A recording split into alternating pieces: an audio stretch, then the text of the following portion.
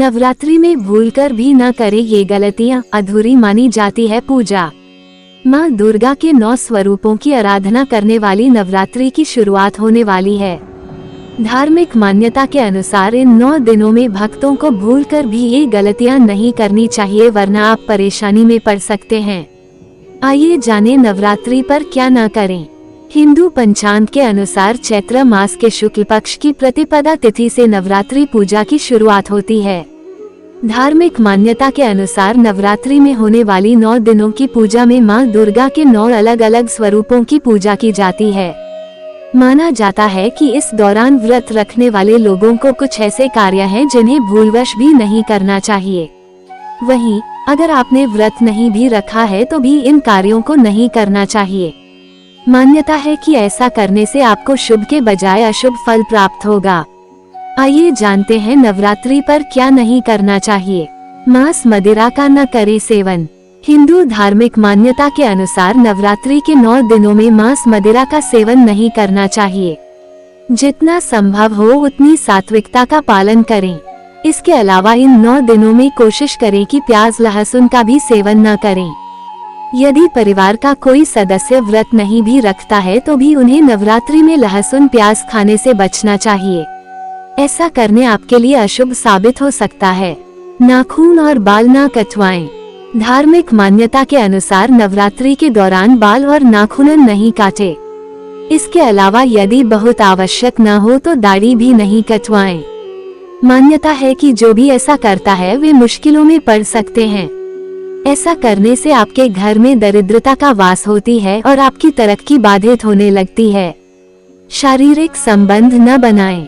नवरात्रि के दौरान भूलकर भी अपने पार्टनर के साथ शारीरिक संबंध नहीं बनाना चाहिए। ऐसा करने से आपको स्वास्थ्य के जुड़ी कुछ परेशानियां झेलनी पड़ सकती हैं। मान्यता है कि इन 9 दिनों के दौरान व्यक्ति के भीतर की ऊर्जा अधिक हो जाती है, लेकिन इस बात का ध्यान रखें कि अपने मन को काबू में रखें। इन दिनों में संबंध बनाने से आपको कई और परेशानियां झेलनी पड़ सकती हैं। लड़ाई झगड़ा न करें। नवरात्रि के दौरान कोशिश करें कि घर का माहौल सुखद रखें। इन दिनों में घर में किसी भी तरह का कलेश न करें और जितना संभव हो सके अपने मन को शांत रखें।